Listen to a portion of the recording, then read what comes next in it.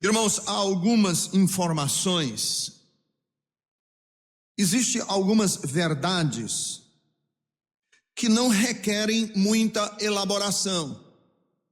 Quando você diz certas e determinadas coisas, você não precisa explicar muito, ou você não precisa de muita explicação para entender. A minha tese é o seguinte, que há algumas coisas que quando a gente olha, não precisa de muita explicação, basta olhar e dizer, isso aí tem alguma coisa, aí tem. Para que uma pessoa chegue à conclusão que Deus é onipotente, uno e grandioso, também não precisa de muita inteligência. Porque a natureza demonstra a glória de Deus. Firmamento anuncia as obras de suas mãos. Então, para se chegar à conclusão que existe um Deus onipotente, que existe um Deus que é único, que existe um Deus que é transcendental à natureza, basta olhar. Basta ver o movimento das marés, basta observar os astros no céu, basta sentar num pôr do sol e ver o sol tingindo de laranja o horizonte, e a gente diz, isso é Deus, coisa linda. Não precisa de muita massa encefálica, basta ser honesto. Quer ver outra coisa? Para se chegar à conclusão que não existem muitos deuses, também não precisa ser muito inteligente. Você chegar à conclusão que não existem muitos deuses, não precisa ser muito inteligente. Basta você reconhecer uma coisa só, que o conceito da onipotência é contrário ao conceito da pluralidade de deuses. Porque se você tem um Deus que é onipotente, você não pode ter muitos deuses. Concorda? Porque a palavra oni significa todo o poder. Se você tem muitos deuses, cada Deus tem poder, então não existe um onipotente, porque se um for onipotente, os outros não são deuses. Se existem muitos deuses, nenhum deles pode ser onipotente, porque onipotente significa só um tem potência. E se são muitos deuses, e cada um tem poder, nenhum deles é onipotente, ou então nenhum deles é Deus. Não precisa muita lógica, basta ser honesto. Para ver que a macumba não faz sentido, que o candomblé não faz sentido, que o hinduísmo não faz sentido, que a veneração dos santos da Igreja Católica não faz nenhum sentido. Porque ou você tem um Deus que é onipotente, ou você não tem Deus. Quer dizer, essas deduções são meramente lógicas. Isso aí é uma coisa que uma pessoa com um mínimo de bom senso chega e entende. Mas há algumas verdades que não são tão lógicas. Há algumas verdades que para a gente entender não basta o raciocínio. Há algumas verdades que para a gente apreender não basta ter massa encefálica, não adianta. Que você só entende se o Espírito revelar. Tem algumas coisas que se Deus não revelar, você nunca chegaria à conclusão. Por exemplo, nós nunca saberíamos nada como é a vida após a morte se Deus não revelasse para a gente. Como é que eu posso saber como é a vida depois de morrer se Deus não revelar? Nunca ninguém voltou de lá para dizer como é. Se Deus não revelar como é a vida depois da sepultura, nós ficamos perdidos. porque os mortos não falam. E quando a gente morre, é interessante, eu nunca tinha visto uma pessoa morrer, assim, ver o último suspiro de vida de uma pessoa. Morrer, irmãos, é mais ou menos como dormir. Eu vi pela primeira vez a minha mãe morrer. Vi minha mãe dar o último suspiro e morrer. E eu cheguei à conclusão, vendo a morte, que morrer é mais ou menos como dormir. Aliás, a Bíblia usa essa imagem. Você se lembra dos últimos 30 segundos antes de dormir? Não lembra, ninguém lembra. Quando a gente está dormindo, a gente não entra no sono de uma hora para outra. A gente vai dormindo. E morrer é assim. A gente vai morrendo. E aí morre. Então os últimos 30 segundos, 1 minuto antes de morrer, ninguém vai lembrar nunca. Você vai morrendo, aí morre.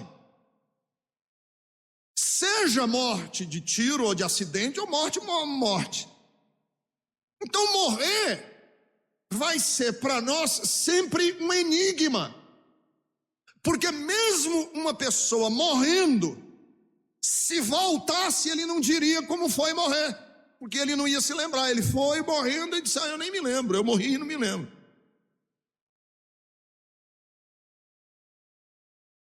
Então só tem como entender o que é a morte se Deus revelar. Se Deus não revelar, nós ficamos perdidos a respeito da morte. Você não sabe o que é morrer. E a morte seria para nós sempre um inimigo.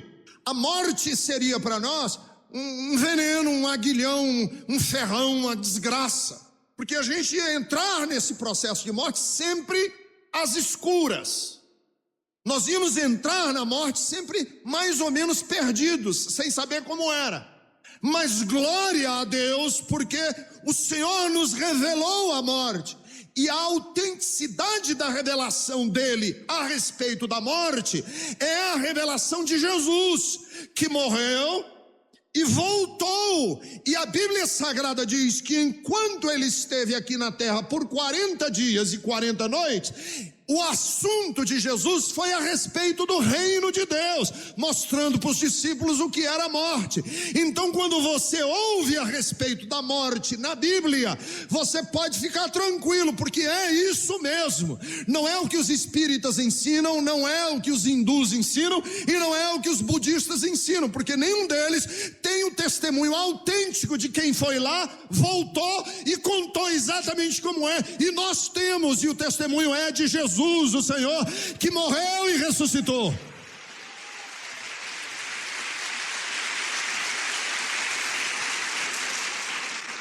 Mas nós só poderíamos saber coisas, por exemplo, a respeito do caráter de Deus, não só sobre a morte, mas a respeito do caráter de Deus, se nos fosse revelado.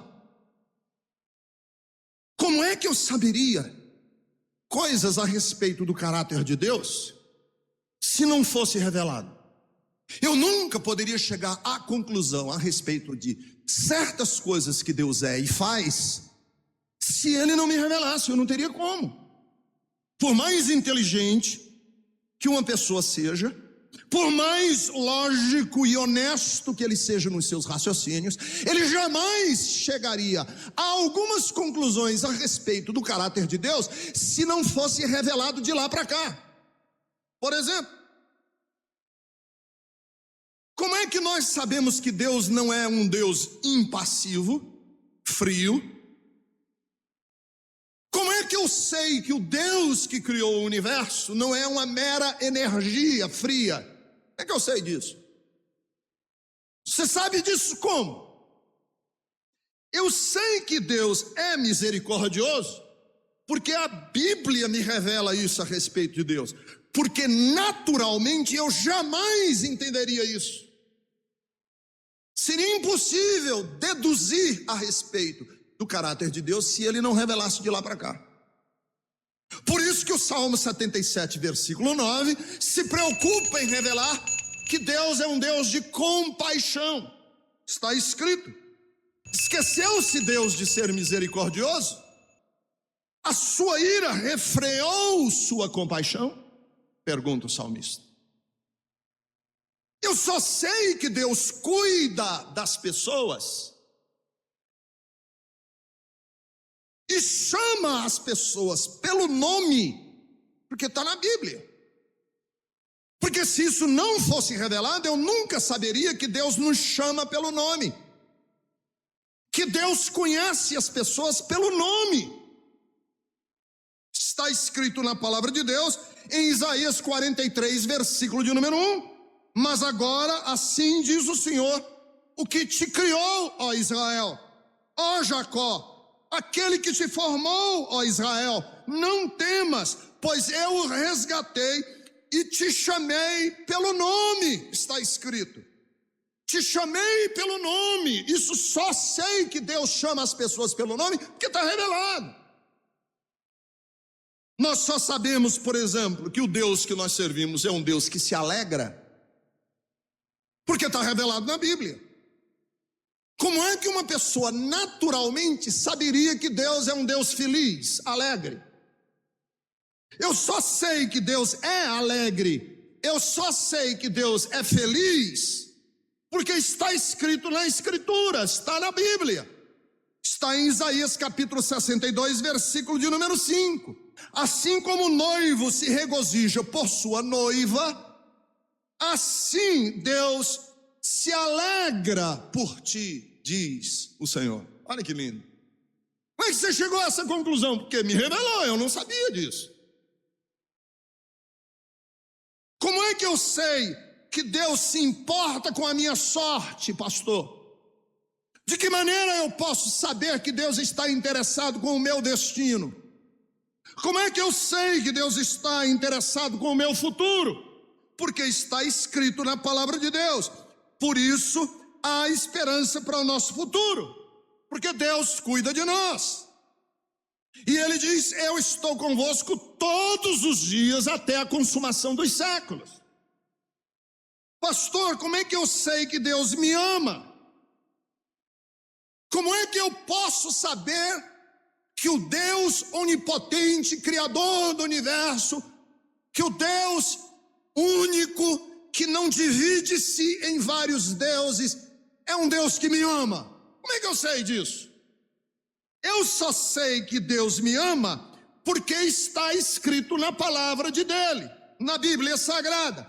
A Bíblia é um livro não a respeito dos homens, a Bíblia é um livro a respeito de Deus. A Bíblia não é um livro de antropologia, a Bíblia é um livro de teologia, fala de Deus.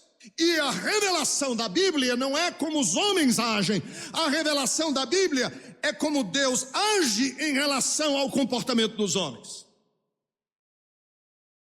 Então há coisas que nós entendemos a respeito de Deus que só entendemos porque está revelado na Bíblia. Por exemplo, Deus é amor.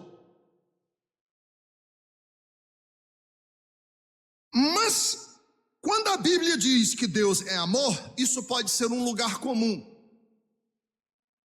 Lugar comum é uma palavra desgastada. Lugar comum é uma palavra que virou jargão. E a gente dizer Deus é amor, sinceramente, já é lugar comum. Por quê? Porque a palavra amor perdeu muito da sua força. Quando alguém diz assim, eu amo, hoje essa expressão significa muito pouco para nós. Sabe por quê? Porque o adolescente, quando quer ganhar a menina na conversa, ele diz assim, eu te amo. Você acha que aquele adolescente sabe mesmo o que ele está dizendo?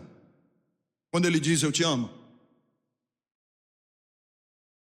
Você sabe por que a palavra amor perdeu a força?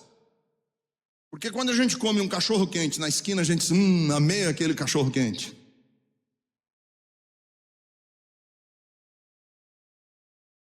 Lambrecado de maionese com batatinha, com molho de tomate, com cebola, aquele negócio gorduroso, a gente diz amei. Amei. Sabe por que a palavra amor perdeu a força? Um dia desses aí eu estava ouvindo um pastor pregando e ele dizia assim: eu amo vocês. Aí eu fiquei pensando, será que esse pastor sabe mesmo o que ele está dizendo? Quando ele diz eu amo vocês. A palavra amor perdeu tanto a força que um desses dias uma mocinha aqui chegou para mim e disse assim, uma senhora, uma jovem senhora, mocinha não, uma jovem senhora. Ela disse: pastor, eu amo os meus filhos, mas amo de paixão.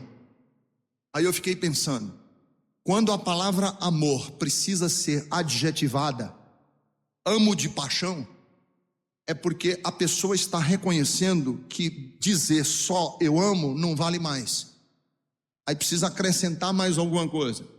Eu amo de paixão, quer dizer, amar, eu dizer amar já não vale muito. Então eu tenho que acrescentar uma expressão que modifique, que adjetive o verbo, um advérbio. Eu amo de paixão.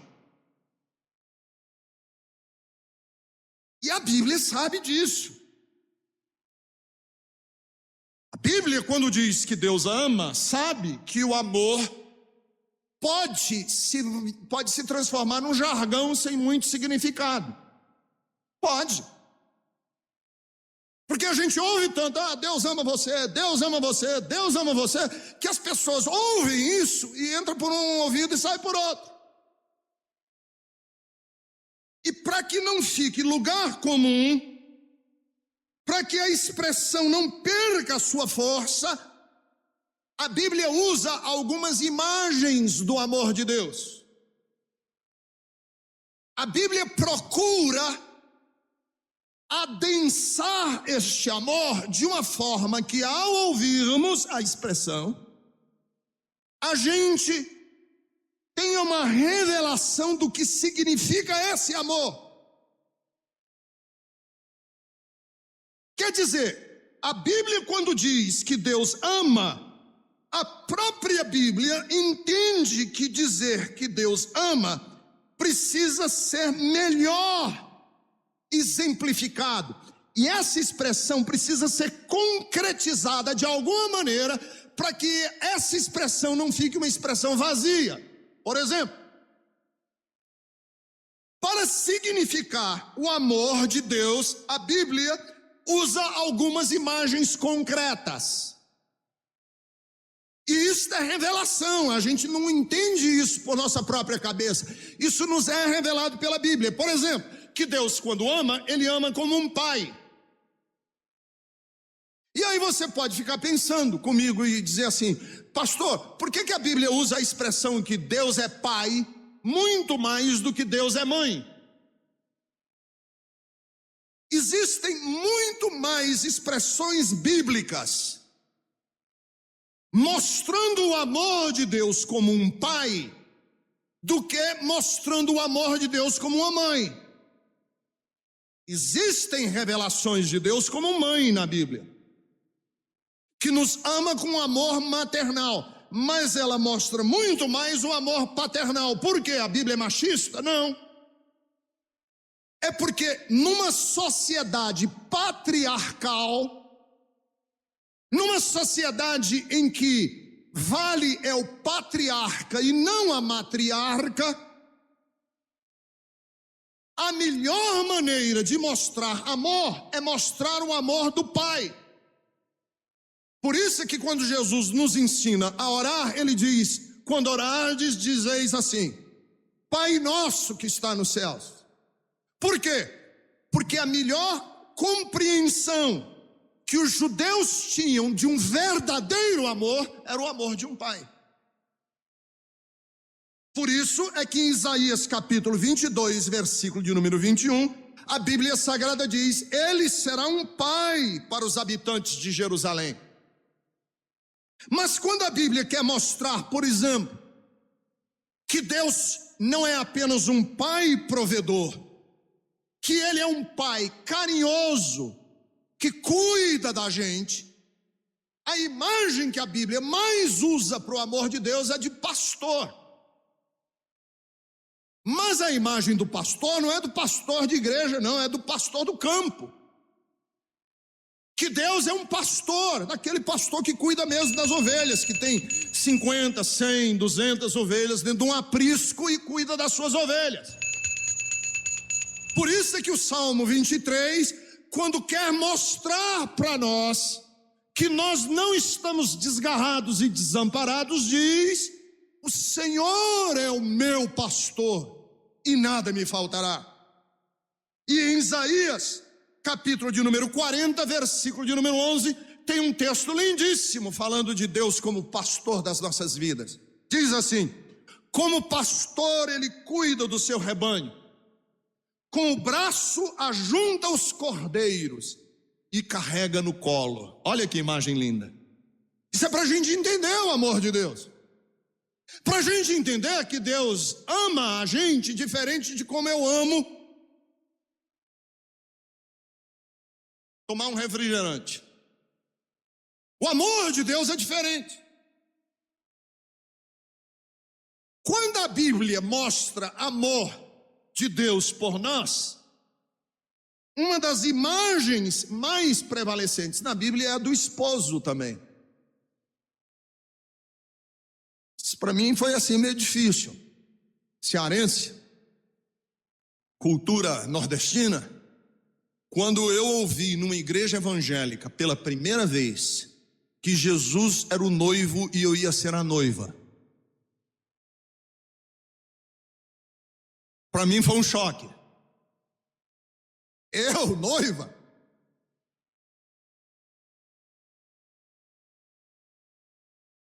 Mas essa imagem está na Bíblia, do amor noivo-noiva.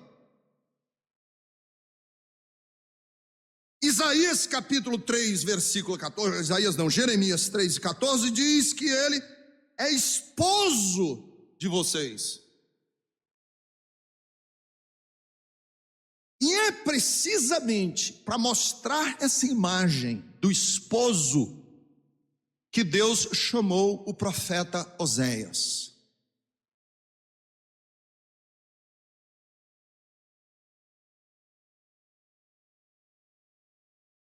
É para trabalhar esse imaginário, é para concretizar essa ideia em Israel. Vocês todos sabem que Israel teve uma guerra civil e Israel rachou no meio. Assim como nós temos ainda hoje a Coreia do Norte e a Coreia do Sul, Israel rachou no meio e ficou o Israel do Norte e o Israel do Sul.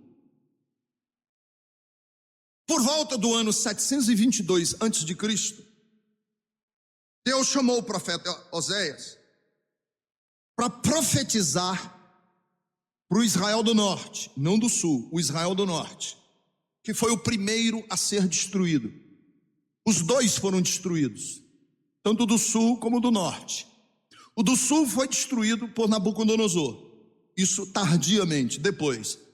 E o Israel do Norte foi destruído pelo rei da Síria. A capital do Israel do Norte era Samaria, e a capital do Israel do Sul era Jerusalém. E como estava iminente, estava prestes a ser destruído Israel do Norte, pertinho, Deus chamou o profeta Oséias. A gente pouco fala no profeta Oséias, mas é um dos profetas, eu diria que mais próximo chegou do coração de Deus, do Antigo Testamento. Deus disse: Oséias, eu quero que você se case com uma mulher adúltera. Deus pediu ao profeta que se casasse com uma prostituta? Foi. Mas por que Deus fez isso? Porque havia uma disposição no profeta tão grande de se identificar com o coração de Deus. Ele queria tanto entender o coração de Deus, que Deus disse para o profeta o seguinte: se você quiser entender o meu coração, se você quiser partilhar o que eu sinto, só tem um jeito. Você vai viver na sua carne o que eu vivo com o meu povo. você vai experimentar dentro da sua casa o que eu experimento com os meus filhos. Não. Você vai experimentar dentro da sua casa o que eu experimento com a minha esposa, que é Israel. E a prostituta vai ser para você, Oséias, o que Israel é para mim. Nós vamos ser parceiros de dor.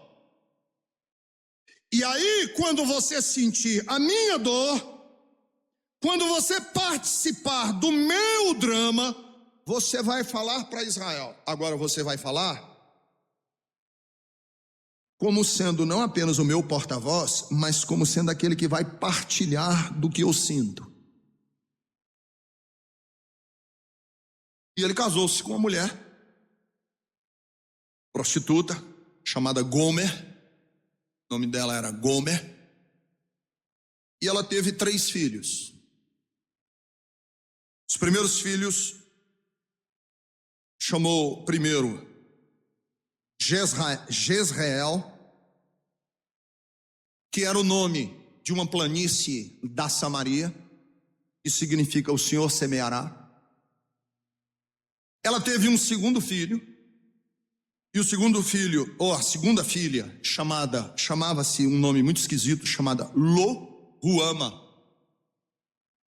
O segundo filho, a filha, chamava-se Lo-Ruama. E teve um terceiro filho, que se chamava Lo-Ami. Lo-Ami. Lo-Ruama significava não amada. Lo-Ami significava não meu povo. 3 filhos: Jezreel, Lo-Ruama e Lo-Ami.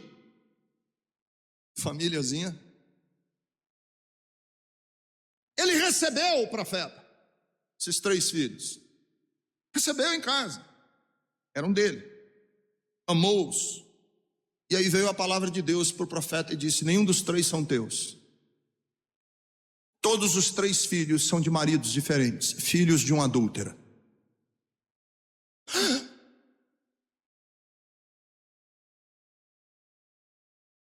Você imagine o choque desse profeta.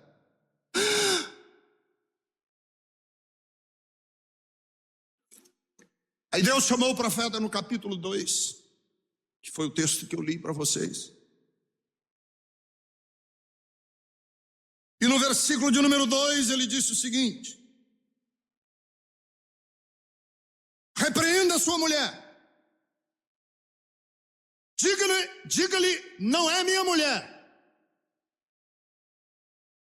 porque eu não sou seu marido, até que ela retire do rosto o sinal de adúltera, e do meio dos seios a infidelidade.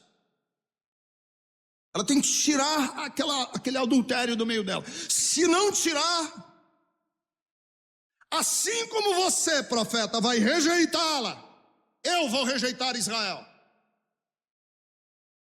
Tem que tirar o adultério, tem que tirar a infidelidade, senão está rejeitado.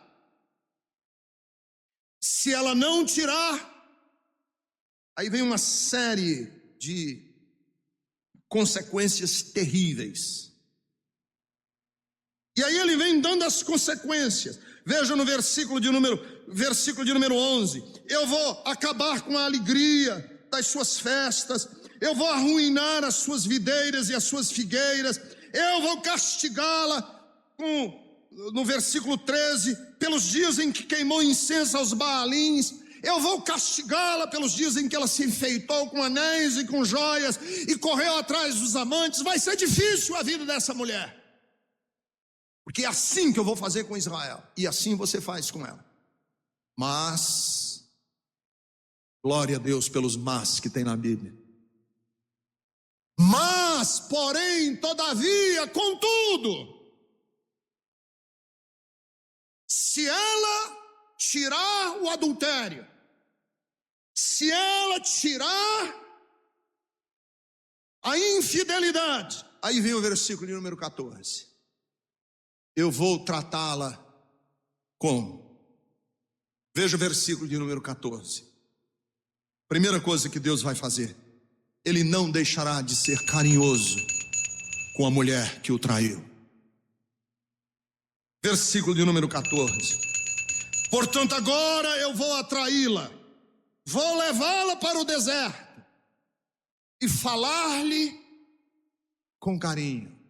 Tem uma outra tradução que diz assim: e falar-lhe ao coração. Olha que coisa linda. Você diz: pastor, eu queria entender o amor de Deus. Pois aqui está a maior revelação do amor que você pode ter de Deus. A mulher é adúltera. A mulher é uma vergonha. A mulher é uma fonte de dor ao coração de Deus. Mas se ela tirar a ignomínia, se ela tirar a infidelidade, eu vou levá-la para um lugar só, eu e ela. E lá, ao invés de eu passar um pito, ao invés de eu apontar o dedo e dizer desgraçada, miserável, eu vou falar-lhe com carinho. É assim que eu vou fazer com Israel. É assim que eu vou fazer com você, diz o Senhor. Você diz o seguinte: pastor, a minha vida, eu fui uma vergonha, eu sou uma vergonha para Deus. Se Deus olhar para mim, Ele me vê como um adúltero, Ele me vê como um infiel. Se Deus olhar para mim, Ele me vê como uma fonte de dor ao coração dele. Mas o Senhor está dizendo para Israel assim: mas se você tirar esta infidelidade, se você jogar fora a cara do adultério, eu vou te levar à parte, e ao invés de eu passar o chicote nas suas costas, eu vou falar para você com carinho. Louvado seja o nome do Senhor. Aleluia! Você sabia que você não pode evitar que Deus ame você? Você pode bloquear o amor de Deus com um guarda-chuva ou com um escudo. E o escudo é o escudo da insensibilidade. Você pode parar o amor de Deus com a sua rebelião. Você pode bloquear o amor de Deus com a sua incredulidade, mas você não pode evitar de fazer Deus amar você, porque a Bíblia Sagrada diz que Ele é amor, e se você se deixar vencer por aquele amor maravilhoso de Deus, Ele quer levar você à parte, e Ele quer lhe cobrir com palavras doces de amor. Segundo, o Senhor promete transformar o mal em esperança. Veja o versículo de número 13. Isso aqui é um amor maravilhoso. Versículo 15, desculpe. Ali devolverei a ela as suas vinhas, e farei do vale de Acor. Esse vale de Acor, muita gente que não conhece bem a Bíblia não lembra dele. O vale de Acor foi o vale onde Israel perdeu a batalha de Ai. Cidade de Ai foi uma cidade que os judeus queriam conquistar, mas a capa de Acã estava escondida debaixo da tenda. E no vale de Acor eles perderam a guerra, por causa da capa de Acã. E este vale virou um estigma de desgraça e de maldição.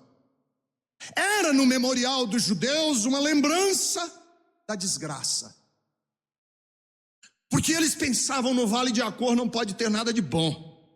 Aí Deus diz assim: pois eu vou fazer o seguinte: se a mulher tirar a vergonha da sua infidelidade, se ela tirar o rosto do adultério, aquilo que foi desgraça, eu vou transformar em bem.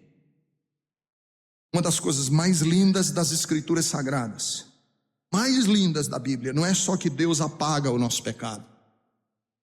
O mais lindo da Bíblia não é só que Deus nos purifica do que mal que fizemos. Uma das coisas mais lindas da Bíblia é que uma vez arrependido, e uma vez a nossa vida ao pé do altar, e a gente dá as costas para o pecado, Uma vez você faz isso, dá as costas para o pecado, Deus se compromete conosco de transformar o rastro que nós deixamos em bênção. Você diz, pastor, que você não conhece o rastro que eu deixei. Deus disse, não importa. Se for tão desgraçado como foi o vale de Acor, e uma vez você coloca sua vida no altar de Deus, não há mais maldição para os que estão em Cristo Jesus, o Senhor. Por isso é que eu sou tão contra essa teologia de quebra de maldições. Que maldição precisa ser quebrada? Uma vez que eu sou nova criatura e dei as costas para o passado, tudo que eu deixei para trás não precisa mais ser quebrado. O novo nascimento, ao mudar a minha rota, Deus assume um compromisso comigo, e isto está assumido na hora em que eu entrego a minha vida a Cristo. E a Bíblia Sagrada diz, e todas as coisas cooperam juntamente para o bem daqueles que amam a Deus e são chamados segundo o seu propósito. Louvado seja o nome do Senhor.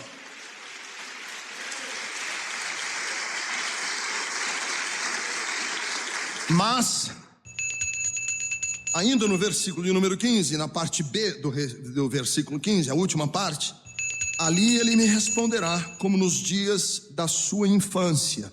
Ela me responderá como nos dias da sua infância, como no dia em que saiu do Egito. Se tirar o rosto do adultério e do peito arrancar a fidelidade, Deus diz assim, eu vou tirar da sua vida tudo aquilo que é ruim e vou devolver, que para mim é um dos maiores milagres que existe, que é devolver o primeiro amor. Irmãos, não tem coisa mais difícil do que você ressuscitar um amor perdido. Não tem coisa mais triste do que um amor que se acabou. Não existe nada mais triste. Aliás, eu acho que essa frase não é nem minha, acho que é do Tom Jobim. Que não tem nada mais triste do que um amor que se acabou. Existe? Tem nada mais triste do que um amor que se acabou entre dois amigos. Tem nada mais triste do que um amor que se acabou de um pai para um filho. Não tem nada mais triste do que um amor que se acabou entre dois namorados. E não tem nada mais triste do que um amor que se acabou de um crente para Deus. Eu já vi isso acontecer muitas vezes na minha caminhada de fé. A pessoa diz assim, pastor, eu sei da Bíblia, eu vou na igreja, mas pastor, acabou o seu amor, eu não amo mais Deus. Eu vou como quem toma, eu vou para a igreja como quem toma injeção de aquele antibiótico mais dolorido que tem no mundo, como é? Todo mundo sabe. Já levou injeção de benzetacil. Ai. Você diz, pastor, eu vou assim, eu vou porque, cara, eu tenho medo do inferno, sei lá, meu pai me ensinou, mas acabou. Como é que eu faço para restaurar? Eu lhe digo uma coisa, é mais fácil você ganhar um não cristão do que você restaurar o amor perdido no coração de um crente. Mas o Senhor diz que aquele que dá as costas, tira. Ele diz, eu vou te tratar como nos dias da tua infância. Qual infância? Na nossa infância espiritual. Eu vou te tratar assim. Um relacionamento novo, bonito. Versículo 16, quarto lugar. Ele promete mudar as bases do relacionamento. Veja o versículo de número 16. Naquele dia, declara o Senhor, você me chamará de meu marido. Você não me chamará mais de meu Senhor. As bases do relacionamento vão ser diferentes. Tem que mudar as bases do relacionamento. Não pode ser jurídico, legal. Não pode ser por imposição da lei. Tem que ser relacional. Amar a Deus, não por imposição de uma ordem ou de uma lei. Amar a Deus baseado em um outro alicerce. Mas vamos em frente. Em quinto lugar, no versículo 17 e 18, nós sabemos do amor de Deus porque ele disse que daria um desencanto com os ídolos. Veja o versículo 17 e 18. Tirarei dos seus lábios os nomes dos Baalins, seus nomes não serão mais invocados. Naquele dia, em favor deles, farei um acordo com os animais do campo, com as aves do céu, com os animais que rastejam, arco, espada de guerra, e os abolirei da terra, para que todos possam viver em paz. Em outras palavras, Deus está dizendo o seguinte: eu vou tirar os outros amantes que você tem da sua vida, os ídolos. Porque ídolo aqui não é o ídolo feito de madeira só. São os apoios que nós temos na nossa vida, que não vêm de Deus, mas vêm de outras coisas. O ídolo pode ser o seu namorado, o seu noivo. O ídolo que você tem na sua vida pode ser o seu filho. O ídolo da sua vida pode ser o seu dinheiro. O ídolo que você tem na sua vida, sabe o que é? É a sua reputação. O ídolo que você tem na sua vida, sabe o que pode ser? O seu próprio nome. Deus disse: eu vou quebrar com isso, vou tirar isso da sua vida, para que a sua identidade seja só uma identidade comigo. Versículos 19. Ele promete segurança no relacionamento, uma nova segurança no relacionamento. Veja no versículo 19, quando ele diz isso: eu me casarei com você para sempre. Eu me casarei com você com justiça e retidão, com amor e compaixão. Irmãos, as bases de um relacionamento sólido, uma das pilastras de um bom relacionamento é segurança. É impossível haver relacionamento sem segurança. Impossível. Se um sócio desconfia do outro, a sociedade acabou-se. Se não existe segurança do marido para a mulher, acabou-se o casamento. Base do relacionamento é segurança. Se você não se sente seguro com o próximo, não pode haver relacionamento. Aí Deus diz assim: se é isso que está faltando para que você me ame, pois eu vou te dar uma segurança no relacionamento. E a segurança é o seguinte: eu me casarei com você para sempre. Homens, escutem o que eu vou lhes dizer. Tem muita mulher frígida, triste. Sabe por quê? Porque você não oferece a ela segurança no relacionamento.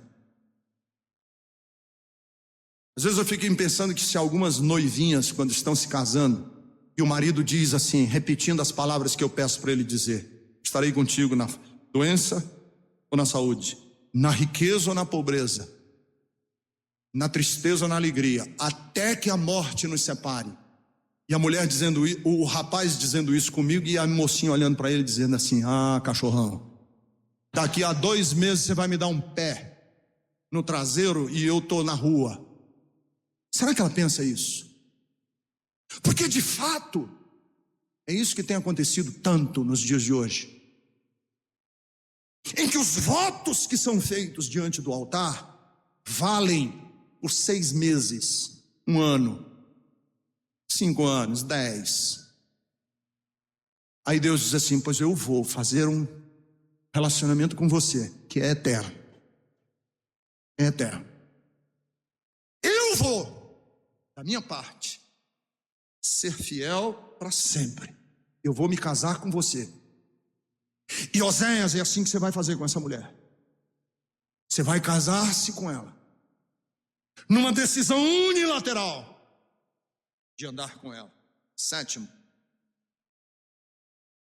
Ele não tratará de acordo com os atos, mas abençoará de acordo com a graça. Veja os versículos 21 e 22. Naquele dia eu responderei, declara o Senhor, e eles responderão à terra, e a terra responderá ao cereal, ao vinho, ao azeite, e eles responderão a Jezreel. Eu vou abençoar. A terra vai dar em abundância. Israel, saiba de uma coisa, que a minha bênção sobre ti é uma decisão minha de florescer a tua vida. Isso é amor. Isso é amor. E por último, ele declara para Israel que o seu amor será sempre uma decisão unilateral. Versículo último, 23.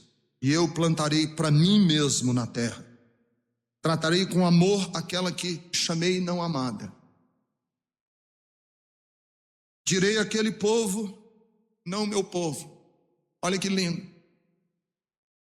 Você lembra do seu filho, que era filho do adultério? Que você, quando olhou para ele, disse: esse não é o meu filho. Pois eu vou fazer assim. O que não é meu filho, eu vou agora chamar de meu filho. Isso é amor. Não tem maior amor do que esse. A não amada, eu vou chamar de minha amada. Isso não tem maior amor do que esse. Você agora é meu povo. É meu povo, porque eu te adotei na minha casa. Queridos, nós temos 3 níveis de oração. Nós temos as nossas orações, que são, eu chamo de orações casuais. A gente ora em 3 níveis de desejos do nosso coração. Primeiro é o nível casual. Senhor, abençoa, não deixa chover hoje. Senhor, abre o trânsito que eu tenho que chegar naquele compromisso. São as minhas orações casuais. Hoje é o casamento da minha amiga, não deixa chover na hora do casamento. Senhor, não deixa o carro quebrar. São as orações casuais da vida. Aí nós temos um outro nível de oração, que são as orações essenciais. Senhor, que o meu casamento seja salvo, que eu mude. Senhor, salva aquele meu irmão, aquela minha irmã. São orações essenciais. Senhor, cura a doença desse rapaz que está doente. Orações essenciais. Mas existem desejos e orações que são cruciais. Vocês lembram que Jesus chegou para a mulher samaritana e disse assim: mulher, aquele que beber dessa água voltará a ter sede, mas aquele que beber da água que eu lhe der nunca mais terá sede. E ela, sem querer, fez uma oração crucial. A oração dela foi: Senhor, dá-me desta água para eu nunca mais ter de beber. Sabe o que é o desejo e a oração crucial da nossa vida? É quando você diz assim: há um buraco no meu peito que nada nesse mundo consegue encher, meu Deus. Eu tenho sede de ti, dá-me mais de ti. Essa é a oração mais importante, mais crucial que um ser humano pode fazer na vida. Dá-me de beber dos teus rios, Senhor. Eu preciso de ti. E Deus diz assim: pois quando você faz esse tipo de oração, eu trato você como o marido trata a esposa. A despeito do que você tem feito, a despeito do que você é, a despeito do rastro que você deixou. Todos os que fazem essa oração encontram de Deus rios de água viva que enche o seu coração.